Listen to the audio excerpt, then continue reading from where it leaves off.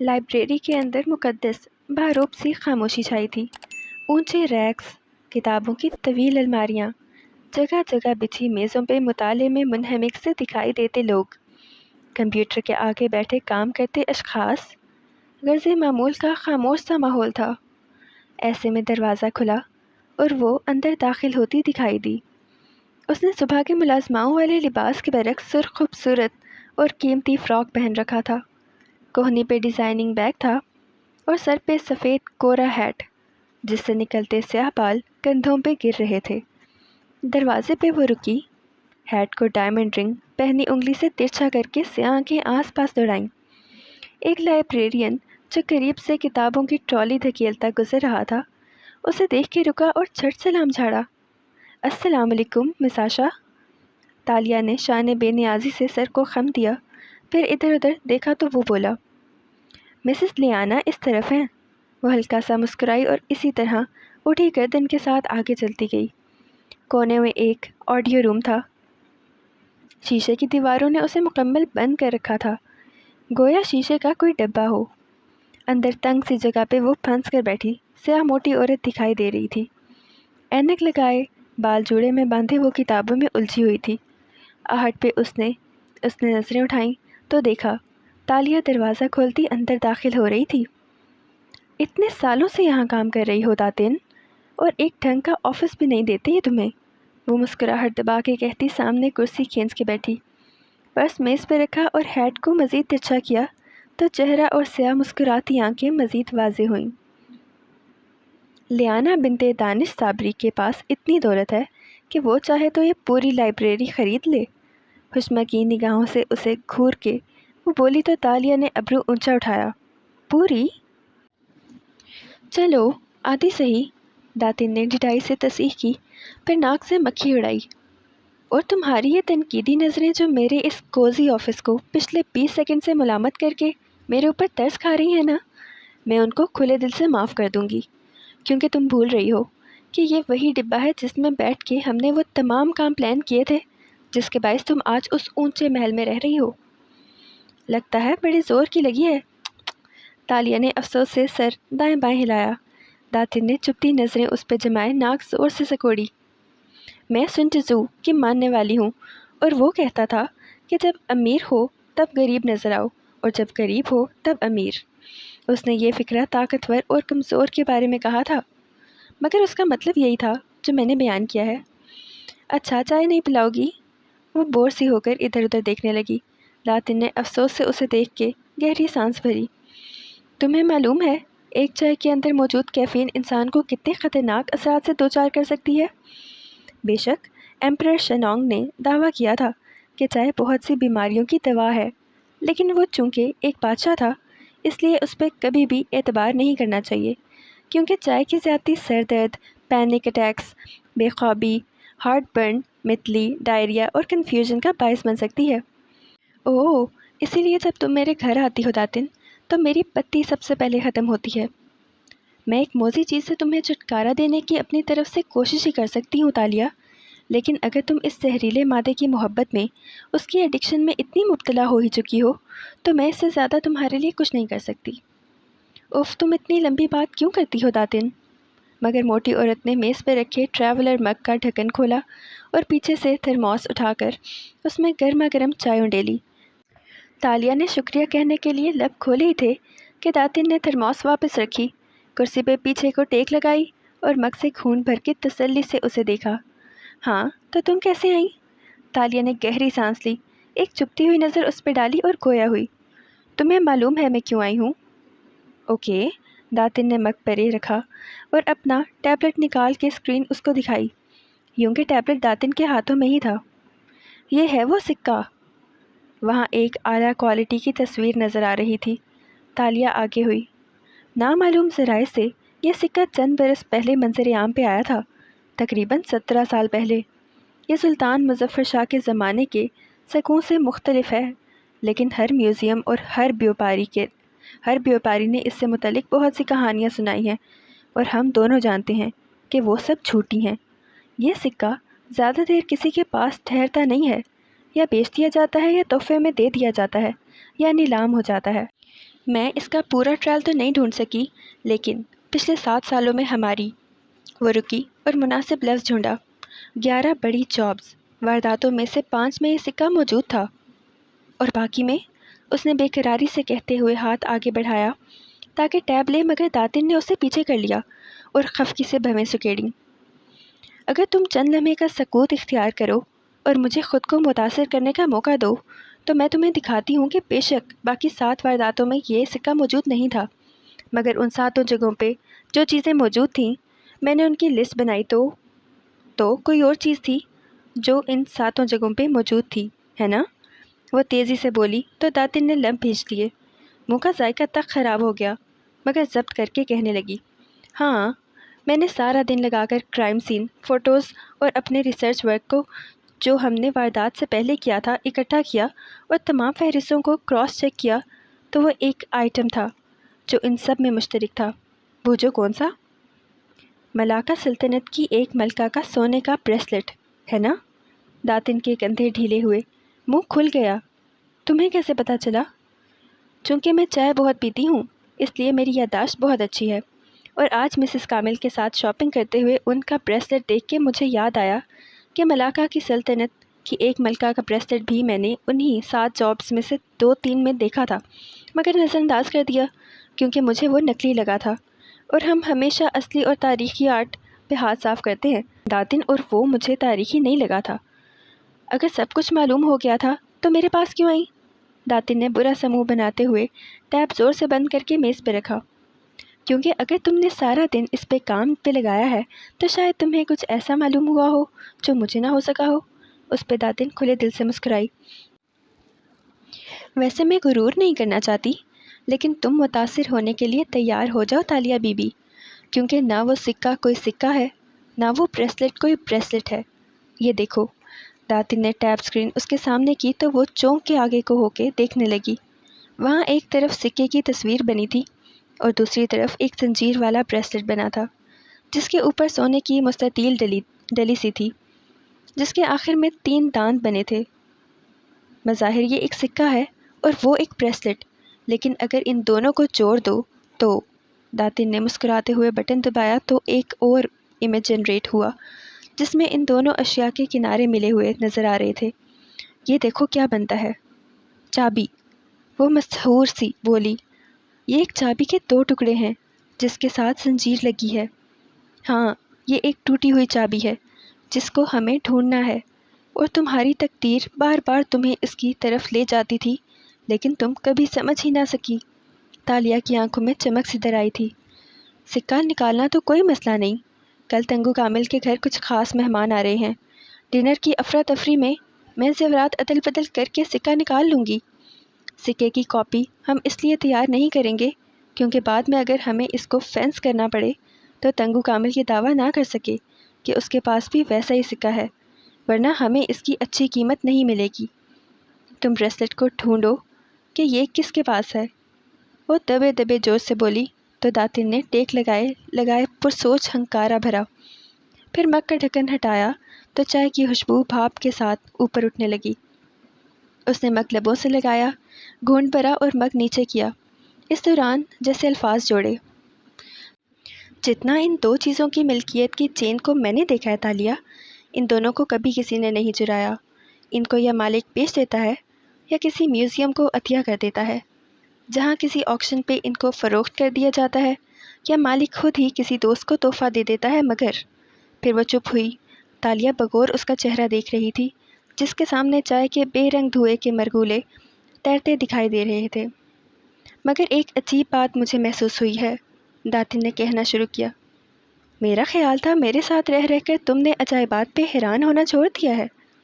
ہاں، میرا ذہن ہر اس چیز کو مان سکتا ہے جس کو لوگ جھوٹ قرار دیتے ہیں، کیونکہ ہماری حکومتیں اور ہمارے دانشور ہمیں ادنا سمجھ کر ہم سے حقائق چھپاتے آئے ہیں۔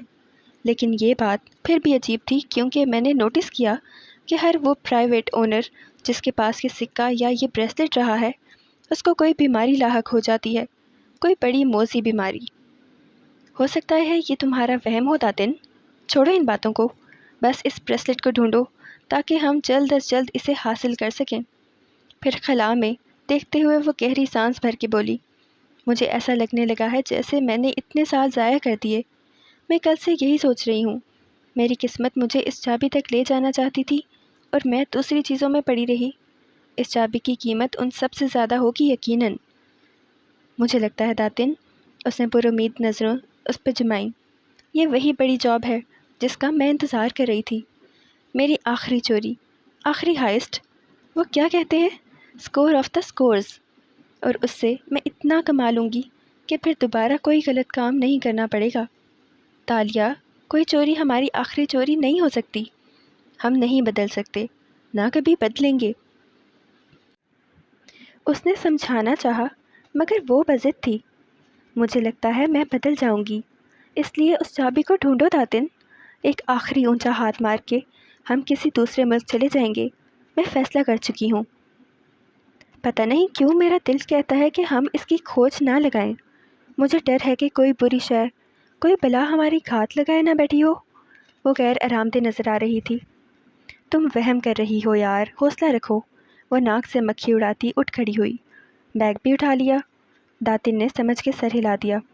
اوکے، میں اسے ڈھونڈوں گی، مگر جو اس روز تم نے خواب دیکھا، تم نے بتایا تھا کہ اس میں بھی تم نے ایک آدمی کو کیچڑ میں لتھڑی چابی تمہاری طرف بڑھاتے دیکھا تھا۔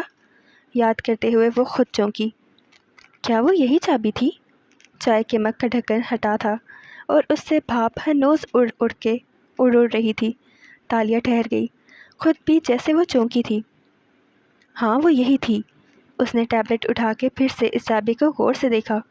اسے کچھ یاد آیا تھا، ایک ننھی کلائی پہ بندھا بریسلٹ، پزل کا ایک اور ٹکڑا عین اپنی جگہ پہ آ گرا تھا۔ ویسے وہ آدمی کون تھا تالیہ؟ داتن نے تجسس سے پوچھا، مگر وہ سن نہیں رہی تھی، وہ کہیں اور گم تھی۔ میں نے یہ بریسلٹ دیکھ رکھا ہے پہلے، مجھے پتا ہے یہ کس کا ہے۔ پھر اس کے چہرے پہ سختی آ گئی، جیسے بے چینی اور دکھ کی ملی جلی کیفیت ہو۔ مسز ماریا، آپ نے اچھا نہیں کیا۔ اس نے ٹیبلٹ پٹکا اور تن فن کرتی باہر نکل گئی۔ داتن حیرت سے اسے جاتے دیکھتی رہی۔ اسے کیا ہوا؟ اگلی صبح جب کوالالمپور کی بلند بالا عمارتیں دھوپ میں سینہ تانے کھڑی تھیں اور نمی سے بوجھل فضا نے ماحول میں حبس سا پیدا کیا رکھا تھا، شہر کے ایک مفلوق الحال علاقے میں فلیٹ بلڈنگز کی بالکنیوں میں رسیوں پہ کپڑے سوکھتے دکھائی دے رہے تھے۔ اتوار کے باعث شاید ساری عمارت کی عورتوں نے واشنگ مشین لگا رکھی تھی۔ ایسے میں تالیہ بنت مراد ایک فلیٹ بلڈنگ کی گندی میلی سیڑھیاں چڑھ رہی تھی۔ وہ مالی طرز کا حجاب پہنے ہوئے تھی، اسکرٹ اور لمبی قمیض جیسا لباس، اور اس کے اوپر کس کے لیا گیا اسکارف جس پہ مزید ایک دوپٹہ پھیلا رکھا تھا۔ آنکھوں پہ نظر کا چشمہ لگا تھا اور وہ پہلے سے مختلف نظر آ رہی تھی۔ تیسری منزل کے ایک اور دروازے کے سامنے وہ رکی اور بیل بجائی۔ آ رہی ہوں، عورت کی آواز سنائی دی، جسے وہ تکلیف میں آہستہ آہستہ چلتی دروازے تک آ رہی تھی۔ پھر دروازہ کھل گیا اور ایک ادھیڑ عمر عورت نظر آئی، جس کا چہرہ کریلے کے خول کی مانند چھریوں زدہ تھا اور سفید سرمئی بال چوٹی میں گندھے تھے۔ نظر کے موٹے چشمے سے اس نے سامنے کھڑی لڑکی کے چہرے کو دیکھا تو چہرہ کھل اٹھا۔ تالیہ، آؤ آؤ، بڑے عرصے بعد آئی تم، آ جاؤ۔ انہوں نے خوشی سے اسے راستہ دیا۔ وہ سلام کر کے سر جھکائے اندر داخل ہوئی۔ وہ تنگ و تاریک سا فلیٹ تھا۔ سامنے ایک لاؤنج نما چھوٹا سا کمرہ تھا جس میں صوفے رکھے تھے۔ خاتون گھٹنوں کے درد کے باعث ٹیڑھی سیدھی چلتی آگے آئیں، صوفوں سے کپڑے ہٹائے اور بیٹھنے کو جگہ بنائی۔ آؤ بیٹھو۔ آج مشین لگا رہی تھی تو سارا گھر کپڑوں سے بھرا پڑا ہے، حالانکہ ایک میرے کتنے کپڑے ہوتے ہیں۔ تم بیٹھو، میں شربت لاتی ہوں۔ اوکے مسز ماریا۔ وہ مسکرا کے بیٹھ گئی۔ وہ گئیں تو اس کے چہرے پہ مسکراہٹ غائب ہوئی اور اس پہ خفگی نظر آنے لگی، جسے اس نے پھر سے مصنوعی مسکراہٹ کے پردے میں چھپا لیا۔ کچھ دیر بعد وہ اس کے سامنے شربت کی ٹرے رکھ رہی تھیں۔ اتنا اچھا لگتا ہے تمہیں یوں دیکھ کے، ابھی تک اسکول میں پڑھا رہی ہو؟ جی، وہ مسکرا کے بولی، دنیات اور میتھس پڑھاتی ہوں۔ وہ نظریں جھکا کے شرافت سے بولی تھی۔ شوہر، بچے سب ٹھیک ہیں؟ جی، بچے اسکول گئے ہوئے تھے تو میں وقت نکال کے آ گئی۔ اسکیم آرٹسٹ کی مسکراہٹ ویسے ہی سادہ تھی۔ کبھی ان کو ساتھ بھی لے آؤ مجھ سے ملوانے، صرف تصویریں دکھائی ہیں تم نے اب تک۔ انہوں نے شکوہ کیا۔ بس جب آپ سے ملتی ہوں تو اپنا آپ بھی بچہ لگنے لگتا ہے۔ آپ یتیم خانے کی منتظم تھیں اور 3 سال میرا وہاں خیال رکھا تھا آپ نے۔ آپ کے ساتھ بیٹھ کے پرانی باتیں یاد کرنے کا دل کرتا ہے مسز ماریا۔ بات موڑ دی۔ خوش رہو، جیتی رہو۔ انہوں نے گہری سانس لی۔ جو بچے چھوڑ جاتے ہیں یتیم خانہ وہ کبھی واپس نہیں آتے، مگر جس طرح تم واپس آ جاتی ہو، پیسے بھیجتی رہتی ہو، دل بہت خوش ہوتا ہے۔ شربت سے بھرا گلاس دونوں کے درمیان انچھوا رکھا تھا۔ تالیہ نے اس کی طرف ہاتھ نہیں بڑھایا، بس نظریں ان کے بیمار زرد چہرے پہ جمائے رکھیں۔ مسز ماریا، آپ کو کبھی علم نہیں ہو سکا کہ مجھے وہاں کون چھوڑ گیا تھا؟ یہ معمہ میں بھی کبھی نہیں حل کر سکی۔ رات کو چرچ بند ہوتا تھا، صبح جو پہلا بندہ اتر گیا اس کو تم وہیں ملی تھی۔ مجھے وہ سب یاد ہے۔ وہ اتوار کا دن تھا، آپ عبادت کے لیے جلدی آ گئی تھیں اور مجھے روک کے کچھ پوچھا تھا آپ نے۔ ہاں، میں پھر تمہیں یتیم خانے لے آئی، وہیں پولیس بھی بلائی، مگر کوئی بھی تمہارے ماں باپ کو نہیں ڈھونڈ سکا تھا۔ تمہارے کپڑے عجیب سے تھے، پھٹے پرانے، میلے کچیلے۔ تمہیں میں نے نئے کپڑے دیے، تمہیں تیار کیا، اور وہ یاد کر کے ذرا جوش سے بولے جا رہی تھیں کہ تالیہ ایک دم بولی، مجھے میرے ماں باپ مل گئے ہیں مسز ماریا۔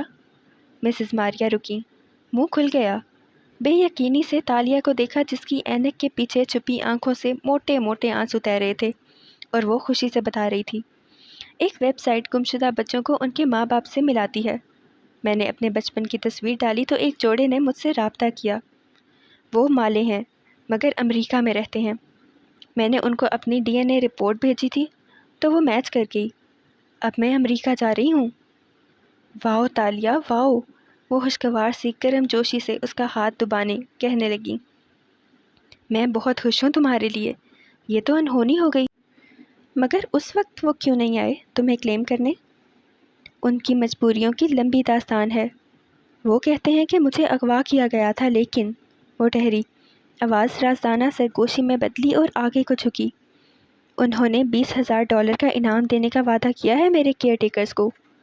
میری لاہور والی فیملی اتنی اچھی نہیں تھی، میں نہیں چاہتی یہ انعام ان کو ملے، میں چاہتی ہوں یہ یتیم خانے کو ملے، یتیم خانے کے لوگوں کو ملے، یعنی آپ کو ملے۔ اسکیم آرٹسٹ نے پہلا پتا پھینکا۔ $20,000؟ ان کی آنکھیں کھل گئیں۔ جی مسز ماریا، وہ بہت امیر لوگ ہیں، میرے بعد ان کی اولاد نہیں ہوئی۔ وہ خوشی میں کہہ رہے ہیں یہ سب، مگر ایک مسئلہ ہے۔ کیا؟ ان کی سانس اٹک گئی۔ وہ چاہتے ہیں کہ میں یہ ثابت کر کے دوں کہ آپ واقعی مجھے چرچ میں ملی تھیں۔ ظاہر ہے اتنی بڑی رقم دینے سے پہلے ان کو گارنٹی چاہیے کہ آپ واقعی میری کیئر ٹیکر تھیں یا نہیں۔ میں کیسے ثابت کروں؟ وہ بالکل سیدھی ہو کر بیٹھ گئی تھیں اور مارے جذبات کے اس کے ہاتھ پکڑ لیے تھے۔ آپ کوئی نشانی بتا سکتی ہیں؟ کوئی ایسی بات جو صرف آپ کو ہی معلوم ہو سکتی ہو؟ اصل میں، اس نے لہجے کو سرسری بنایا۔ نگاہیں لمحے کو بھی خاتون کے چہرے سے نہیں ہٹائی تھیں۔ کل میں مال میں ایک بریسلیٹ دیکھ رہی تھی تو مجھے یاد آیا چرچ کا منظر۔ میری یادداشت اچھی ہے کافی، چرچ سے لے کر اب تک سب یاد ہے مجھے۔ پہلے یہ بات مجھے اہم نہیں لگی تھی، مگر کل اپنے ماں باپ کے ملنے کے بعد مجھے یاد آیا کہ میری کلائی میں ایک بریسلیٹ تھا جس پہ سونے کی ایک چابی بنی تھی۔ صرف پہلے منظر میں مجھے وہ یاد ہے، پھر وہ پتہ نہیں کہاں گیا۔ اگر آپ اس کے بارے میں کچھ بتا دیں تو۔ وہ بنا پلک جھپکے مسز ماریا کو دیکھ کر کہہ رہی تھی، جن کا چہرہ ایک دم پھیکا پڑا تھا۔ وہ چپ ہو گئیں۔ چلیں، اگر آپ کو نہیں یاد تو کوئی بات نہیں، میں اپنے والدین کو یتیم خانے والے قاسم صاحب کا نام دے دیتی ہوں تاکہ۔ وہ اٹھنے لگی تو انہوں نے جلدی سے اس کا ہاتھ تھاما۔ نہیں، قاسم نے کیا کیا تمہارے لیے؟ مجھے یاد ہے، میں بتاتی ہوں۔ انہوں نے ہڑبڑا کے اسے روکا۔ تمہارے ہاتھ میں ایک بریسلیٹ تھا، اصل میں وہ چابی تھی جس کی سنہری چین کو تم نے کلائی پہ پہن رکھا تھا۔ میں نے وہ تمہارے ہاتھ سے اتاری تو وہ ایک دم ٹوٹ گئی۔ مجھے نہیں پتا تالیہ یہ کیسے ہوا، مگر اس کے 2 ٹکڑے ہو گئے، سکہ الگ ہو گیا اور بریسلیٹ پہ ڈلی سی رہ گئی۔ مجھے تمہاری نگہداشت کرنی تھی، تمہارے لیے یتیم خانے میں جگہ بنانی تھی، فنڈز نہیں تھے، میں کیا کرتی تالیہ؟ It's okay. तालिया ने नरमी से उनके घुटने पे हाथ रखा। आपने वो चुरा लिया क्योंकि आपको पैसे चाहिए थे। मैं इस बात को समझ सकती हूँ। फिर उसने सेल फ़ोन की स्क्रीन सामने की। क्या वो ऐसा था? उन्होंने गौर से स्क्रीन को देखा। हाँ, जहाँ तक मुझे याद पड़ता है कोई ऐसा ही डिज़ाइन था। इतने साल हो गए, अब याददाश्त जवाब देने लगी है। आई एम सॉरी, मगर मेरी मजबूरी थी। उनकी आंखों में आंसू आ गए। मेरा एक रिश्तेदार सुनार था, मैंने वो उसको बेच दिया। वो अजीब सी चीज़ थी, मुझे उससे खौफ आता था, मगर उसके जाने के बाद तुम चुप हो गई बिल्कुल। तालिया ने बेइख्तियार सोफ़े की गद्दी मुट्ठी में भींच ली। उसका सांस अटक गया था। उसके बाद चुप हुई? मगर आप लोग तो कहते थे कि मैं हमेशा से चुप थी। मुझे कुछ याद नहीं था। नहीं, पहले चंद मिनट, जब तक तुम्हारे हाथ में ब्रेसलेट था, तुमने कुछ बातें की थीं। वो तुम्हारे हाथ में चमकता था, जैसे उससे रोशनी निकलती हो। मैंने उसे तुम्हारी कलाई से उतारा तो वो बुझ गया और चाबी 2 टुकड़े हो गई। मुझे उससे खौफ आया था तालिया। मैंने क्या बातें की थी? उसने रुंधे गले से पूछा। सही अल्फाज याद नहीं, इतने साल बीत गए अब तो तालिया, मगर इतना याद है कि तुमने कहा था गांव वाले मुसीबत में हैं, तुम उनके लिए मदद लेने आई हो, वरना सब मर जाएंगे। तुमने कहा तुम्हें उन सबको बचाना है। मैंने पूछा ये तुम्हारे हाथ में क्या है, तो तुमने कहा ये मेरे बाबा ने मुझे दी है। मैंने तुम्हारा नाम पूछा तो तुमने कहा तालिया बिनते मुराद। लेकिन जब मैंने वो ब्रेसलेट उतारा तो तुम खामोश हो गईं, जैसे तुम्हें सब भूल गया हो। तालिया की आंखों में आंसू चमकने लगे, मगर अब की बार वो असली आंसू थे। और कुछ? और मुझे याद नहीं। क्या ये काफ़ी होगा तुम्हारे माँ बाप को यकीन दिलाने के लिए? वो चौंकी, फिर अपनी कवर स्टोरी याद आई तो ज़बरदस्ती मुस्कुराई। मैं उनको बता दूंगी, अब मैं चलती हूँ। वो खड़ी हो गई। इनाम की रकम कब तक मिलेगी? वो बेकरारी से उसके साथ खड़ी हुई। वो बदिक्कत मुस्कुरा के उनको तसल्ली दिलाने लगी। रात इस पोश इलाके पे अपने पर फैलाए उतरी तो हालिम के इस ऊंचे आलिशान घर की बेरूनी बत्तियां जगमगाती दिखाई देने लगी। लाउंज में अलबत्ता अंधेरा था, सिर्फ बड़ी सी टीवी स्क्रीन चमक रही थी, जिसके सामने वो दोनों सोफे पे बैठी थीं। दातिन ने स्याह खुला लिबास पहन रखा था और टांगों की कैंची बना रखी थी। गोद में पॉपकॉर्न का प्याला था, जिससे वो भुने हुए ताज़ा खस्ता पॉपकॉर्न निकाल निकाल कर मुँह में डाल रही थी। नज़रें स्क्रीन पर जमी थीं, जहाँ एक मालिक गेम शो चल रहा था। एक फैमिली घर जीतने ही वाली थी और दातिन की सांस रुक रुक के आ रही थी। 7 पैर ऊपर करके बैठी तालिया दूर खला में घूर रही थी, गुमसुम किसी और ध्यान में। स्याह बाल हेयर बैंड लगाकर पीछे कर रखे थे और सफ़ेद शर्ट पहन रखी थी। उंगली बेमकसद सी सोफ़े के हाथ पे बने डिज़ाइन पे फेर रही थी। आखिरी राउंड। उफ़ल्ला, दातिन ज़रा आगे हुई। वो चाबी मेरी थी दातिन, वो मेरे बाप ने बनाई थी। दातिन चौंकी और गर्दन उसकी तरफ फेरी। वो इसी तरह सोफ़े के डिज़ाइन पे उंगली फेरती बेखुद सी बोले जा रही थी। स्याह आँखों में ज़माने भर की उदासी थी। मैं आज मिसेस मारिया से मिलने गई थी। अल्फाज उसके लबों से बहते जा रहे थे, गोया मकई के दाने हों जो हिद्दत मिलने पर चटक चटक रहे हों। वो कहे जा रही थी और दातिन भुट्टे की खस्ता खुशबू से दहक सी गई थी। उसके माथे पे बल पड़ गए, आंखों में गुस्सा उभर आया। उसने तुम्हारा ब्रेसलेट बेच दिया? उफ उफ, खबरदार जो आइंदा तुमने मिसेस मारिया की कोई माली मदद की। क्यों? क्योंकि वो एक बददियानत चोर है। और मैं क्या हूँ? उसने सादगी से दातिन को देखा तो वह नाक सिकोड़ के रह गई। उस औरत ने 3 साल मेरा ख्याल रखा, जब मुझे कोई और लेने नहीं आया। मुझे उन पे थोड़ा गुस्सा आया था, मगर मुझे उनसे गिला करने का कोई हक नहीं है। खैर, अब क्या करना है? तुम ब्रेसलेट तलाश करो, मैं सिक्के को तंगू कामिल के लॉकर से चोरी करती हूँ। कल जब मेहमानों का रश होगा तो मैं मौका देख के स्टडी में चली जाऊँगी। क्या तुम वो चाबी सिर्फ पैसों के लिए चुराना चाहती हो तालिया? तालिया ने गहरी सांस ली, दातिन को देखा और मुट्ठी भर के प्याले से पॉपकॉर्न उठाए। जब तक मुझे ये याद नहीं आया था कि वो मेरी चाबी है, मैं उसे दौलत के लिए ही चुराना चाहती थी, मगर अब। उसने स्क्रीन को देखते हुए पॉपकॉर्न फांके और बंद होंठ हिलाते हुए उन्हें चिबाने लगी। लम्हे भर को लाउंज में सन्नाटा छा गया। दातिन उसके चेहरे को देख रही थी, जो टीवी स्क्रीन की नीली रोशनी में दमक रहा था। مگر اب شاید مجھے میرے تمام سوالوں کے جواب بھی مل جائیں۔ میں کون ہوں، کہاں سے آئی ہوں، سب معلوم ہو جائے۔ اور تمہارے ماں باپ، تم ان سے نہیں ملنا چاہتی؟ اور وہ گاؤں والے جن کا تم نے ذکر کیا تھا؟ سچ کہوں تو نہیں داتن، میں اپنی زندگی میں خوش ہوں، مجھے ان سے نہیں ملنا، اور میں یہ بھی نہیں چاہتی کہ وہ دیکھیں میں کیا بن گئی ہوں۔ تلخی سے مسکرا کے وہ اسکرین کو دیکھنے لگی۔ اس کا ذہن کہیں اور تھا۔ مسز ماریا کی آواز ہر جگہ گونج رہی تھی۔ تم نے کہا تھا گاؤں والے مصیبت میں ہے، تم ان کے لیے مدد لینے آئی ہو، ورنہ وہ سب مر جائیں گے۔ تم نے کہا تمہیں ان سب کو بچانا ہے۔ مگر اس نے سر جھٹکا۔ مجھے کسی کو نہیں بچانا، مجھے کسی کی مدد نہیں کرنی، اب تک تو سب مر کھپ گئے ہوں گے۔ مجھے صرف چابی کو اچھے داموں بیچنا ہے۔ تاریخی نواردات مہنگے داموں بک جاتے ہیں۔ میرے خواب، ایک جزیرے پہ ایک اونچا محل، بس مجھے یہی سوچنا ہے۔ ویسے کل کون آ رہا ہے تنگو کامل کے گھر؟ داتن کی بات نے اس کو گہری سوچ سے نکالا۔ پتہ نہیں، اس نے شانے اچکائے۔ جب بڑے لوگ بڑے لوگوں کے گھروں میں آتے ہیں تو وہ ہم چھوٹے لوگوں کو تفصیلات نہیں بتاتے۔ Security protocol. مگر داتن جواب سنے بنا اسکرین کی طرف متوجہ ہو چکی تھی۔ فیملی آخری راؤنڈ میں تھے، گھر جیتنے کی بہت قریب۔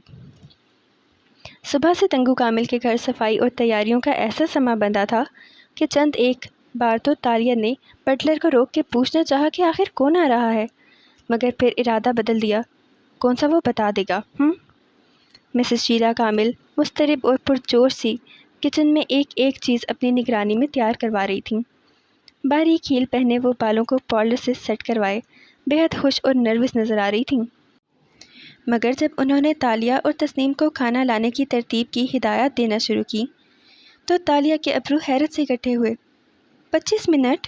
صرف 25 منٹ کے لیے وہ لوگ آ رہے ہیں کیا؟ مسز کامل نے اسے یوں دیکھا گویا اس کی عقل پہ افسوس کیا ہو۔ ہاں تالیہ، 25 منٹ بھی بہت ہیں، اور ناک سے مکھی اڑاتی آگے بڑھ گئیں۔ تسنیم نے کندھے اچکا دیے۔ کسی ملازم کو اندازہ نہ تھا کہ مہمان کون تھے، بس بٹلر نے کام کے دوران اتنا بتایا تھا کہ سر کے کلاس فیلو اور ان کی بیگم ہے۔ تسنیم نے بٹلر کے آگے بڑھتے ہی اس کے کان میں سرگوشی کی۔ کامل صاحب کے کلاس فیلو ہیں تو اچھے خاصے بوڑھے ہوں گے، آخر ایک بوڑھے اور بڑھیا کے آنے پہ اتنا ہنگامہ کرنے کی ضرورت ہی کیا تھی؟ تالیہ بے اختیار ہنسی۔ پھر اس کے جانے کے بعد اس نے اپنے ایپرن پہ سامنے ہاتھ رکھ کے نقلی زیورات کی موجودگی کی تصدیق کی جو پوٹلی کی صورت بیلٹ کے ساتھ اس کی کمر سے بندھے تھے۔ لاکر کھول کے زیورات ادل بدل کرنے کے لیے 25 منٹ بھی کافی تھے۔ شام ڈھل گئی تھی اور گھر پہ اندھیرا چھانے لگا۔ مالے گھر بھی کراچی کے بنگلوں جیسے تھے، ویسے ہی لان، پورچ، ڈرائیو وے اور سامنے گیٹ، اونچی 4 دیواری۔ کچن کی کھڑکی سے لان نظر آتا تھا۔ وہاں تنگو کامل اپنے بیوی بچوں سمیت کب سے استقبال کے لیے کھڑے تھے۔ تالیہ منہمک سی کھڑی سلاد پلیٹ میں سجا رہی تھی جب باہر رونق سا شور مچا۔ تسنیم اور نور، ساتھ ہی ملازمائیں، لپک کے کھڑکی میں جا کھڑی ہوئیں۔ گاڑیوں کے اندر آنے اور دروازوں کے کھلنے بند ہونے کی آوازوں کے ساتھ دعا سلام بھی گونجا تھا۔ تالیہ مزے سے سلاد کے کتلے ڈش میں سجاتی گئی۔ او خدایا، اف اف، کیا تم نے انہیں دیکھا؟ کھڑکی سے باہر جھانکتی تسنیم نے مہمانوں کو گاڑی سے اترتے دیکھا تو مارے جوش کے اس کے منہ پہ ہاتھ رکھا۔ نور باقاعدہ اوپر نیچے اچھلی، پھر دانتوں میں انگلیاں دبا لیں۔ اف، یہ تو مجھے یقین نہیں آ رہا، انہوں نے گرے سوٹ پہن رکھا ہے۔ وہ ان کی وائف کو دیکھو، اس نے صبح یہی ڈریس مارننگ شو کے انٹرویو میں پہنا ہوا تھا۔ اف اف، ان دونوں کے چہرے سرخ پڑ کے تمتما رہے تھے اور وہ کبھی منہ پہ ہاتھ رکھتی، کبھی ایک دوسرے کا ہاتھ مارے جوش کے پکڑتی۔ تالیہ نے گردن اٹھا کے ایک نظر ان دونوں کو دیکھا اور افسوس سے سر جھٹکا۔ خیر، یہ بیچاریاں ملازمائیں ہیں، امیر اور مشہور لوگ دیکھنے کا موقع کہاں ملتا ہے ان کو، ان کا ایسے جذباتی ہونا بنتا تھا۔ اس نے سلاد کی ڈش رکھی اور تسلی سے ہاتھ رومال سے پونچھتی آگے ہوئی، ان دونوں کے قریب رکی اور باہر جھانکا۔ گارڈز اور چند افراد کے ہمراہ وہ دونوں میاں بیوی کار سے اتر چکے تھے اور میزبانوں سے مل رہے تھے۔ گرے سوٹ والا آدمی دراز قد اور دبلا پتلا تھا، فٹ اور سمارٹ۔ مسٹر کامل سے ہاتھ ملاتے ہوئے اس کی پشت تالیہ کی طرف تھی، پھر وہ پلٹا تو تنگو کامل کے بیٹے علی کے قریب ٹھہرا۔ علی نے اس کا ہاتھ تھاما اور چوم کے آنکھوں سے لگایا۔ یہ مالی لوگوں کا بڑوں سے ملنے کا طریقہ تھا۔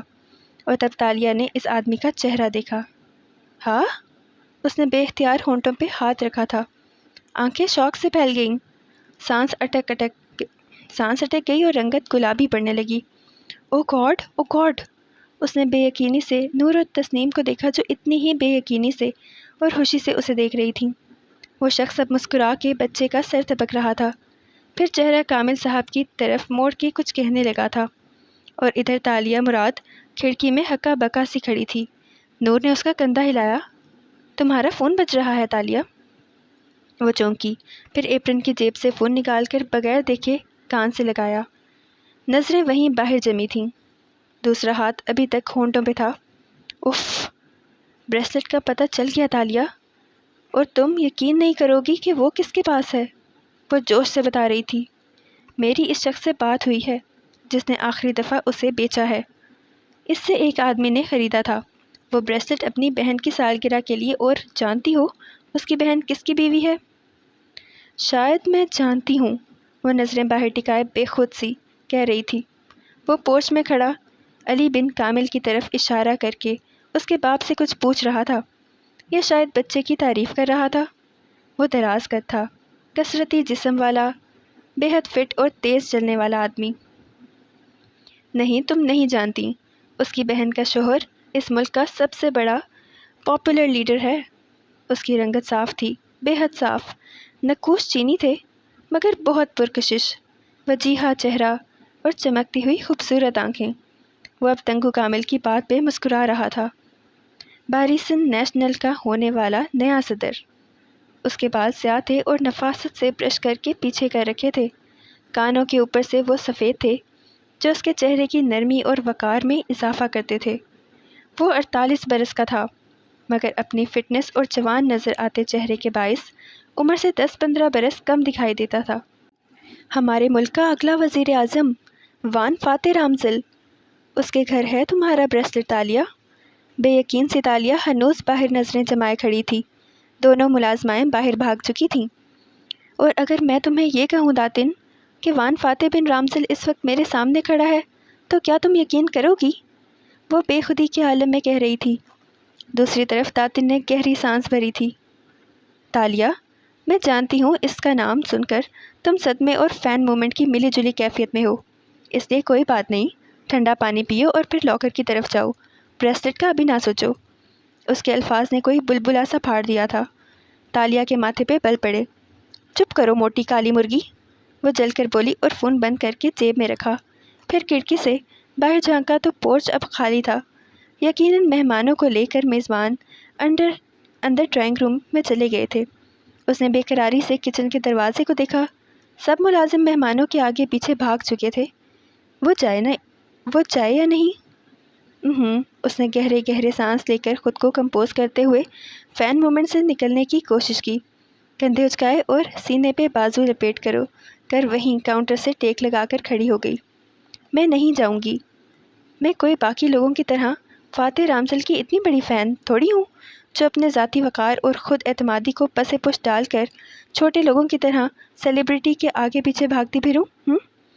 وہ اسی طرح اکڑ کے کھڑی رہی، چند سانسیں لیں، پھر ایک دم بازو نیچے گرائے اور باہر کو بھاگی۔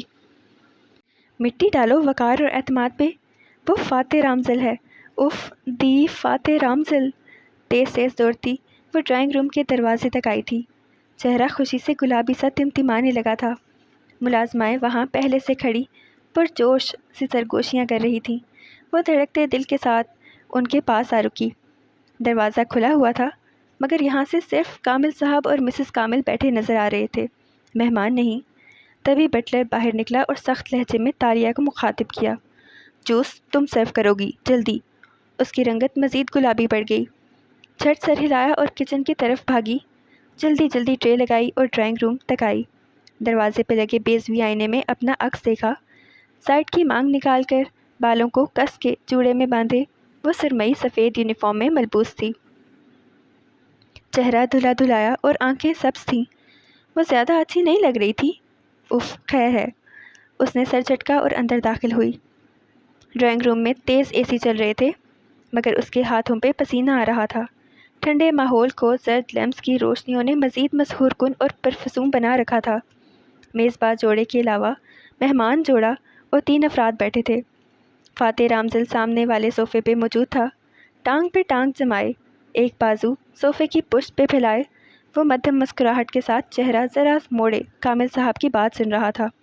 برابر میں اس کی بیوی بیٹھی تھی۔ اس کے بال بھورے سرخ ڈائی تھے اور ہاف باندھ رکھے تھے۔ وہ بالکل سپاٹ چہرہ لیے ہوئے تھی، آنکھیں بے جان تھیں۔ وہ دونوں ٹرے اٹھائے آتی ملازمہ کی طرف متوجہ نہیں تھے۔ تالیہ باری باری سب کے پاس رک کر جوس پیش کرنے لگی۔ سوری، میں آپ کی بات کاٹ رہی ہوں، جذباتی سی مسز کامل نے اپنے شوہر کی بات ٹوکتے ہوئے مسکرا کے کہا۔ مگر وان فاتح رامزل اور مسز رامزل، آپ دونوں کا ایک دفعہ پھر شکریہ کہ آپ نے ہمارے گھر کو رونق بخشی۔ مائی پلیجر، وہ بھاری مسکراتی آواز میں بولا تھا۔ تالیہ کی اس طرف پشت تھی۔ یہ آواز، یہ شخص، یہی تھا اس کے خواب میں۔ میرے ساتھ رہو، میرے ساتھ رہو۔ اس نے سر جھٹکا اور جھک کے اگلے صاحب کے سامنے ٹرے کی۔ کیا یہ درست ہے سر کہ آپ استعفیٰ دے رہے ہیں اور واپس امریکہ شفٹ ہو رہے ہیں؟ ہم نیوز میں سنتے رہتے ہیں۔ کامل صاحب کے سوال پہ تمام نظریں فاتح رامزل کی جانب اٹھی تھیں۔ وہ جواباً کھنکھارا۔ دیکھو تنگو کامل، بات یہ ہے کہ فاتح بن رامزل جیسا انسان جو 2 دفعہ امریکہ میں اسٹیٹ اٹارنی کا الیکشن لڑ کے منتخب ہوا تھا اور جس کے زمانے میں اسٹیٹ اٹارنی آفس میں پروسیکیوشن کا ریکارڈ مثالی رہا تھا، اور جو 15 سال پہلے امریکہ چھوڑ کے، امریکی شہریت چھوڑ کے صرف مال قوم کے لیے واپس آیا تھا، اس آدمی کو اتنی لمبی اسٹرگل کے بعد اگر باریسن پارٹی کا صدر منتخب ہونے کے لیے اور فنڈز حاصل کرنے کے لیے بادشاہ کے محل میں ہر روز ماتھا ٹیکنا پڑے جیسے وہ عظیم بدھا ہو اور میں ایک پجاری، تو نہیں، فاتح یہ نہیں کرے گا۔ مجھ سے یہ منافقت نہیں ہوتی، کیونکہ ہمارے بادشاہ اور ہمارے وزیر اعظم دونوں کو اس وقت جیل میں ہونا چاہیے۔ ہاں، میں جیل میں ان دونوں کو ہر ہفتے وزٹ کرنے کے لیے تیار ہوں۔ اس بات پہ کہکا پڑا تھا، مگر فاتح رامزل نے سوال کا جواب نہیں دیا۔ وہ سوچتے ہوئے سپاٹ چہرہ بنائے اب بڑے صوفے تک آ رکی تھی۔ فاتح رامزل کے ایک طرف سے جھک کے ٹرے پیش کی، کپ کپاتی پلکیں اٹھا کے اس کا چہرہ دیکھا۔ وہ تنگو کامل کو دیکھ رہا تھا، مسکرا کے، ایک شان بے نیازی سے۔ تالیہ کھڑی رہی تو مسز فاتح نے ایک نظر اسے دیکھ کے ہاتھ سے نفی کا اشارہ کیا۔ وہ یہ جوس نہیں پیتے؟ تالیہ آگے بڑھ گئی، دل بجھ سا گیا تھا۔ باہر جا کر وہ وہیں دروازے کی اوٹ میں ٹھہر گئی۔ مسز کامل کہہ رہی تھی، لیکن آپ ایک ممبر پارلیمنٹ ہیں سر، کیا آپ واقعی استعفیٰ دے رہے ہیں؟ تنگو شیلا، وہ ہر ایک کو اس کے فرسٹ نیم سے پکار رہا تھا۔ میں سیاست میں طاقت یا دولت حاصل کرنے نہیں آیا تھا۔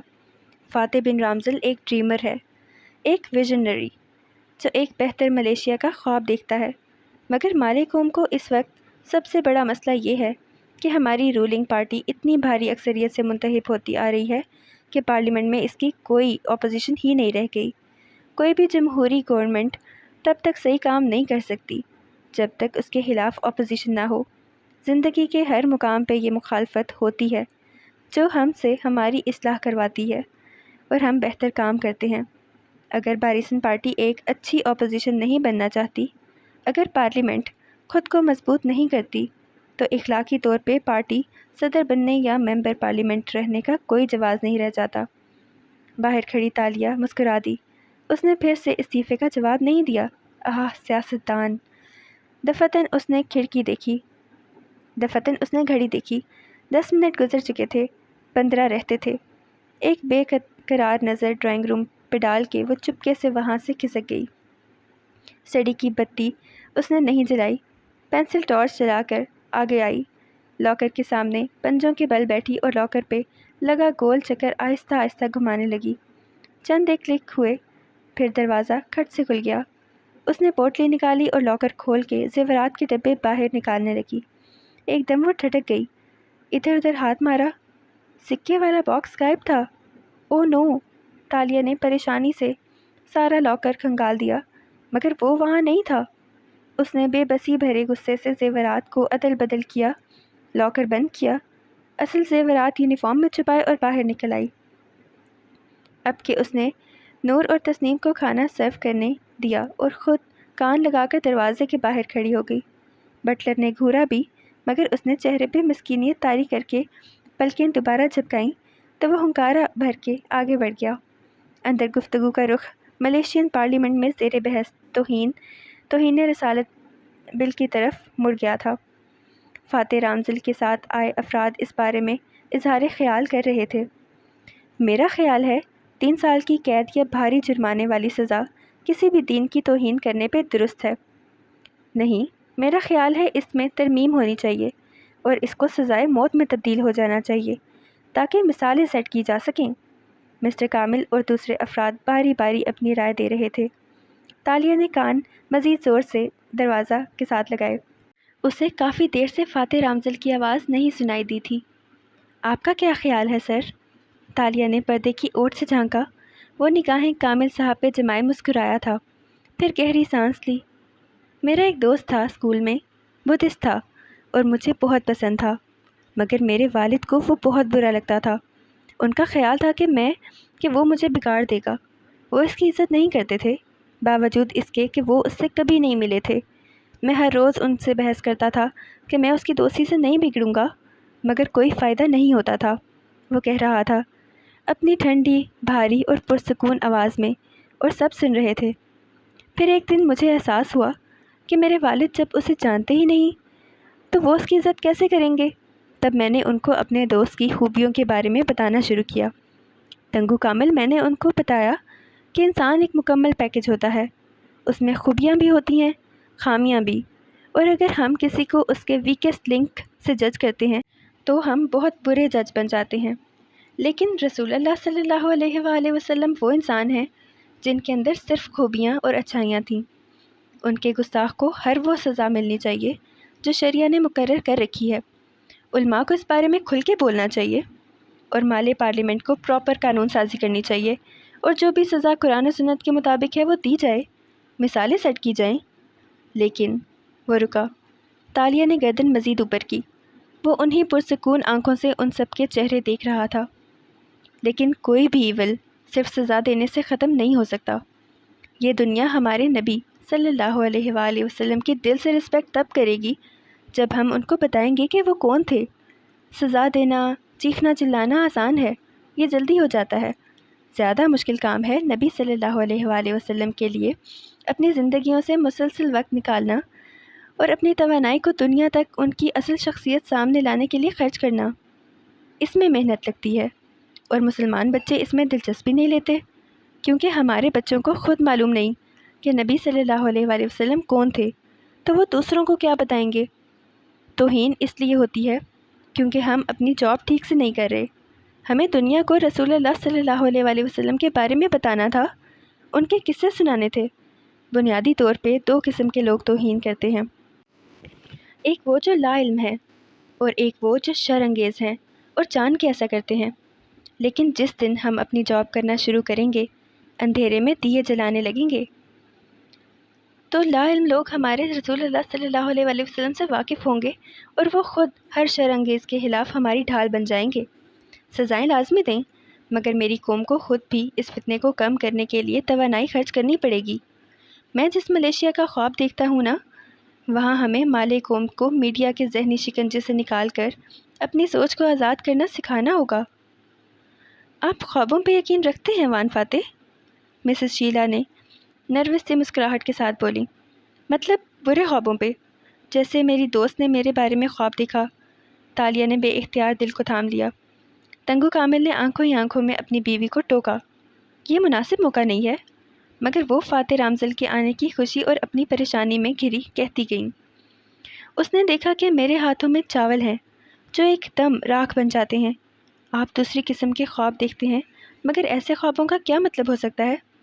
تالیہ کے گردن کے بال تک کھڑے ہو گئے، کان مزید دروازے سے لگائے۔ ڈرائنگ روم میں خاموشی چھا گئی۔ پھر فاتح نے گہری سانس لے کر کندھے اچکائے۔ خوابوں میں ہر چیز علامتی ہوتی ہے، اس کا وہ مطلب نہیں ہوتا جو نظر آتا ہے۔ کیا آپ کے ہاں بچے کی پیدائش متوقع ہے؟ تنگو شیلا۔ میزبان میاں بیوی سن رہ گئے، ایک دوسرے کو دیکھا، پھر فاتح کو۔ جی، مگر ہمیں خود چند دن پہلے معلوم ہوا، تو آپ کو کیسے؟ چاول فرٹیلیٹی کی علامت ہوتے ہیں۔ ایسا خواب اس لیے آ سکتا ہے تاکہ آپ احتیاط کریں یا پھر کسی متوقع حادثے کے لیے تیار رہیں۔ اس کی بات میں ایسی ٹھنڈک تھی کہ مسز کامل کی ریڑھ کی ہڈی میں ٹھنڈی لہر دوڑ گئی۔ دروازے سے لگی تالیہ بھی شل کھڑی رہ گئی۔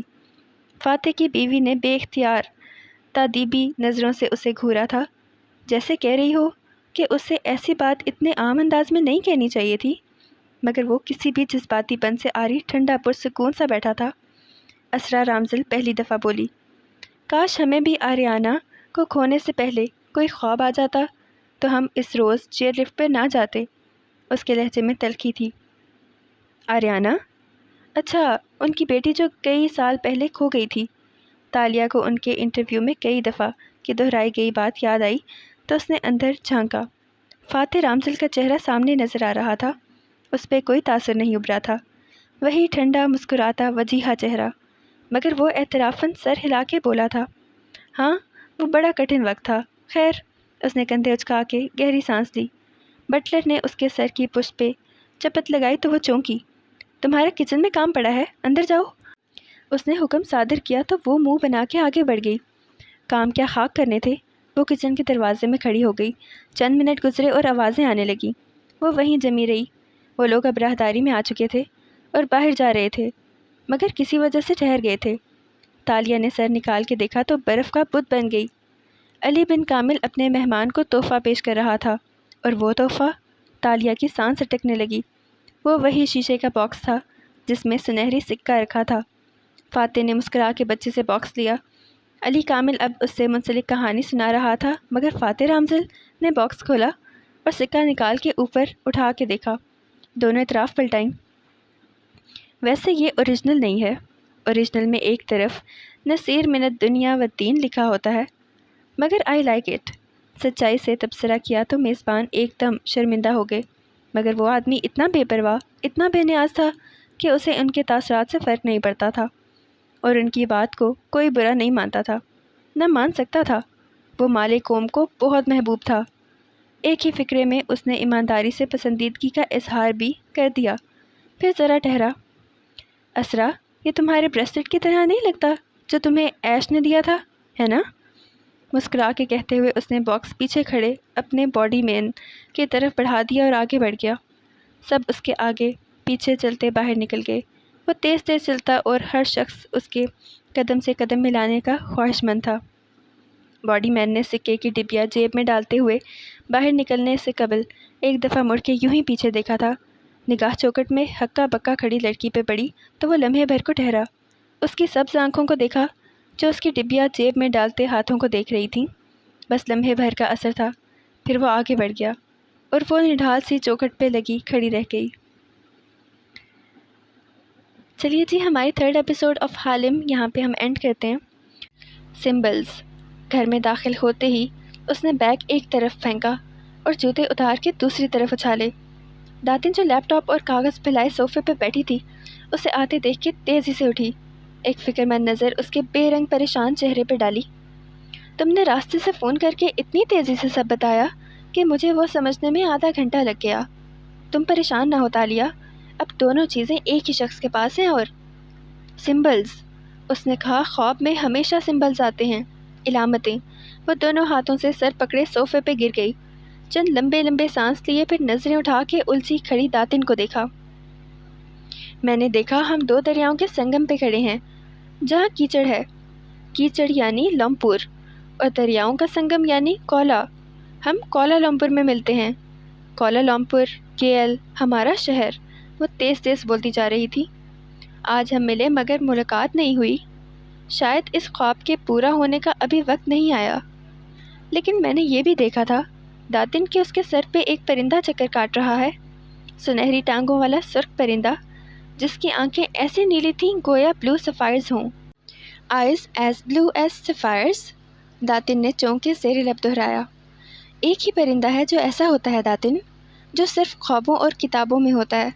ہما، فونکس، وہ جوش سے بولی تھی۔ رنگت ابھی تک اڑی ہوئی تھی مگر چہرے پہ سکون واپس آ رہا تھا۔ فاتح رامزل کے سر پہ ہما، ہما جو علامت ہے خوش بختی، دوبارہ جنم لینے، دوسری زندگی اور حکومت کی۔ داتن، طاقت اور حکومت کی۔ فاتح رامزل ہمارا اگلا پردھان منتری وزیر اعظم بننے جا رہا ہے اور وہ یہ بات نہیں جانتا۔ او خدایا، فاتح رامزل نیکسٹ مالے پردھان منتری! واؤ تالیہ، واؤ! داتن نے خوشی سے اس کا ہاتھ دبایا تھا، لیکن پھر وہ ٹھٹک کے رکی۔ مگر اس کا مطلب یہ ہے کہ ہمیں اگلی چوری اپنے مستقبل کے وزیر اعظم کے گھر کرنی ہے، ایک عزم سے کہتی وہ اٹھی اور داتن کی آنکھوں میں دیکھا۔ مجھے اپنی چابی فاتح رامزل سے واپس لینی ہے، کیا تم اس کے لیے تیار ہو؟ چلیے جی، ہمارا چیپٹر 1 گدلے پانیوں کا سنگم یہاں پہ اینڈ ہوتا ہے۔ کل سٹارٹ کریں گے چیپٹر 2 آف حالم۔ میں امید کرتی ہوں آپ کو اچھا لگ رہا ہوگا یہ ناول، اور اگر آپ کو اچھا لگ رہا ہے تو please like, comment and share with your friends and family. مجھے اپنی دعاؤں میں ہمیشہ یاد رکھیے، ہنستے رہیے، مسکراتے رہیے۔ Do subscribe. اللہ حافظ۔